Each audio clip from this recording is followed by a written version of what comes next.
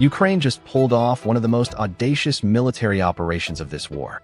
Black Hawk helicopters, elite special forces, inserted directly into Pokrovsk while Russian drones watched from above. And Ukrainian Defense Intelligence released the footage themselves. This is not normal. This is not safe. And the fact that it happened tells us everything about how desperate the fight for Pokrovsk has become. Between October 31st and November 1st, 2025, Ukrainian military intelligence, known as HUR, conducted a high-risk helicopter insertion operation near Pokrovsk in the Donetsk region. We're talking about American-made UH-60 Black Hawk helicopters flying into an active combat zone, dropping Special Operations Forces, and somehow making it out. The operation was personally overseen by HUR Chief Kyrylo Budanov, who was reportedly at a forward command post during the mission. That level of command presence tells you how critical this operation was considered. Let me break down exactly what happened, why it matters, and what historical precedent tells us about operations like this. Ukrainian Defense Intelligence released exclusive footage showing Black Hawk helicopters conducting the insertion. The video shows the aircraft landing in contested territory, special forces disembarking, and operations underway in urban terrain. The objectives were multi-layered.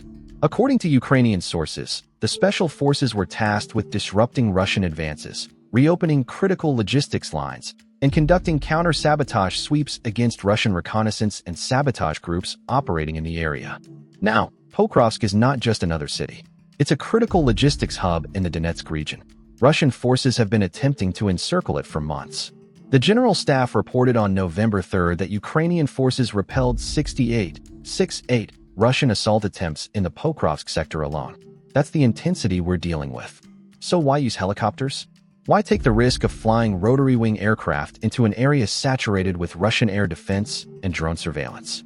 Because ground movement was either impossible or too slow.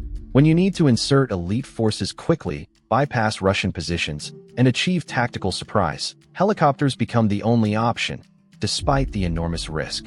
The Russians immediately claimed they shot down both Black Hawks and killed all the operators. Ukrainian Defense Intelligence has not confirmed any losses. This mirrors the pattern from previous operations, which brings us to the historical context. This is not the first time Ukraine has used Black Hawks for high-risk insertions. On March 17, 2024, Ukrainian-aligned Russian volunteer units, specifically the Russian Volunteer Corps and Sibir Battalion, supported by Ukrainian Defense Intelligence, conducted a cross-border helicopter raid into Russia's Belgorod region. 2 UH-60 Black Hawk helicopters inserted forces near the village of Kazinka. The operation was part of a larger offensive that began on March 12. The forces declared Kazinka liberated and held territory inside Russia for weeks. Russian forces responded with heavy aerial bombardments. By mid-April, the Ukrainian-aligned units withdrew. But here's the key detail. Ukrainian Defense Intelligence denied losing any Black Hawks during that operation, despite Russian claims of shooting them down. Sound familiar? Same pattern. High-risk helicopter insertion. Russian claims of destruction. Ukrainian denial of losses. And ultimately, the operation achieved its tactical objectives before withdrawal. The Kazinka raid demonstrated that Ukraine possesses both the capability and the willingness to conduct deep helicopter insertions into heavily contested or enemy-controlled territory. It showed that Black Hawks could survive in high-threat environments when operated with proper planning and electronic warfare support. The Pokrovsk operation follows the same playbook. Elite forces, Black Hawks, high-risk insertion, tactical objectives focused on disruption rather than holding ground.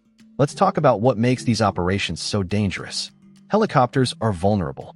They're loud. They're visible. They're slow compared to fixed-wing aircraft.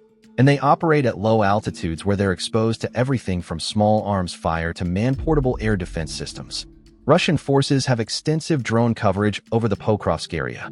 That means Ukrainian helicopters were likely detected during approach. So how do you mitigate that risk? First, timing. These operations likely occurred during low-light conditions, dawn or dusk, when visual detection is harder but not impossible. Second, electronic warfare. Ukraine has demonstrated sophisticated EW capabilities throughout this conflict. Jamming Russian communications and disrupting drone feeds creates windows of opportunity. Third, route planning. Flying low, using terrain masking, and avoiding known air defense positions reduces exposure time. Fourth, speed. Get in, drop the operators, and get out. minimize time in the threat zone. But even with all those measures, you're still flying helicopters into an active combat zone under enemy observation. The risk is enormous. The fact that HUR Chief Budanov was personally overseeing this operation tells you they understood the stakes. The special forces inserted had multiple objectives. Ukrainian sources mentioned counter-sabotage sweeps, hunting down Russian reconnaissance and sabotage groups operating behind Ukrainian lines. They also mentioned reopening logistics lines, which suggests clearing routes for resupply convoys. The footage released by HUR shows operators conducting urban operations, clearing structures, and engaging targets. This wasn't a quick raid. These forces operated on the ground for an extended period, which means they had extraction plans, resupply considerations, and contingency options if the helicopters couldn't return. So what does this operation tell us about the broader battle for Pokrovsk? First, it shows that Ukraine is willing to take significant risks to hold this city. You don't commit Black Hawks and elite special forces to a location you're planning to abandon. Pokrovsk matters. Second, it demonstrates that Ukraine still possesses offensive capabilities even in heavily contested sectors. The narrative often focuses on Russian advances and Ukrainian defensive operations. This raid shows Ukraine can still conduct complex, high-risk offensive actions when needed. Third, it highlights the role of military intelligence in direct action operations.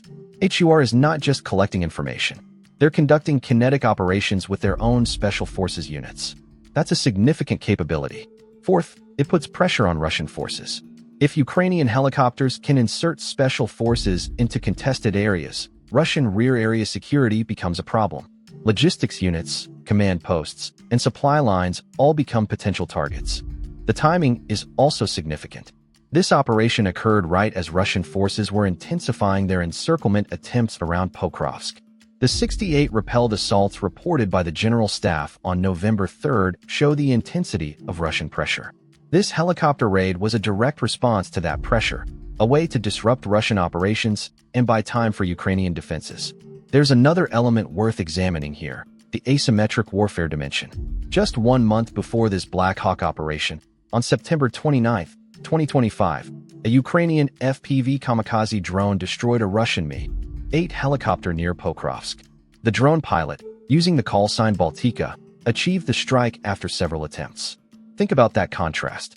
An $800 drone destroyed a $7 million helicopter. That's asymmetric warfare at its finest. But Ukraine is also operating on the other side of that equation. Black Hawks are expensive, sophisticated platforms. Each one represents significant investment and training. Using them in high-threat environments is a calculated risk. This shows the complexity of modern warfare. Ukraine uses cheap drones to destroy expensive Russian assets.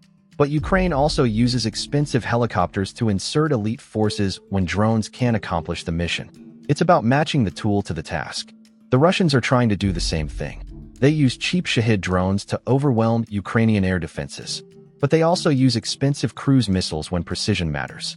The side that better manages this mix, knowing when to use high-end capabilities and when to use low-cost asymmetric tools, gains a significant advantage. Now let's address the information dimension of this operation. Ukrainian Defense Intelligence released the footage themselves. That's deliberate. They wanted this operation publicized. Why? First, it boosts morale. Showing Ukrainian forces conducting offensive operations, even in contested areas, counters the narrative of constant Russian advances. Second, it sends a message to Russian forces. Your rear areas aren't safe. Ukrainian special forces can reach you. Third, it demonstrates capability to Western partners. Ukraine is using the equipment provided, including Black Hawks, for complex, high-risk operations. That justifies continued support. Fourth, it creates uncertainty. If HUR released footage of this operation, what operations haven't they shown? What else are Ukrainian special forces doing that we don't see? The Russians immediately claimed they destroyed both helicopters and killed all the operators. That's standard Russian information operations. Claim maximum enemy losses, minimize your own, and flood the information space with your narrative. Ukrainian Defense Intelligence hasn't confirmed losses. That's also standard. Operational security means not revealing casualties or equipment losses unless necessary. The truth is probably somewhere in the middle. The operation likely succeeded in its objectives, otherwise HUR wouldn't have released the footage. But it may have come at a cost. High-risk operations usually do. What matters is that the operation happened, achieved tactical effects, and demonstrated capability. So what's the bottom line? The Black Hawk insertion near Pokrovsk represents a continuation of Ukrainian Defense Intelligence's willingness to conduct high-risk helicopter operations in contested territory. The March 2024 Kazinka raid established the precedent. This operation follows the same pattern. It shows that Ukraine retains offensive capabilities even in sectors under intense Russian pressure. It demonstrates that HUR operates as a direct action force, not just an intelligence collection organization. And it highlights the critical importance of Pokrovsk in the current phase of this conflict. The tactical success or failure of this specific operation matters less than what it represents strategically. Ukraine is not simply defending. Ukraine is adapting, taking risks, and conducting complex operations that require sophisticated planning, coordination, and execution. The battle for Pokrovsk continues. Russian forces are still attempting encirclement. Ukrainian forces are still holding. And operations like this helicopter raid show that Ukraine is fighting actively, not passively, for every meter of territory. Will we see more operations like this? Probably. The Kazinka raid wasn't a one-time event. This Pokrovsk insertion wasn't either. As long as Ukraine has Black Hawks, elite special forces, and commanders willing to take calculated risks, these operations will continue. The question is whether they can sustain this operational tempo, manage the risks, and achieve strategic effects that justify the danger. Based on what we've seen so far, the answer appears to be yes. Subscribe for more defense intelligence breakdowns as this situation develops.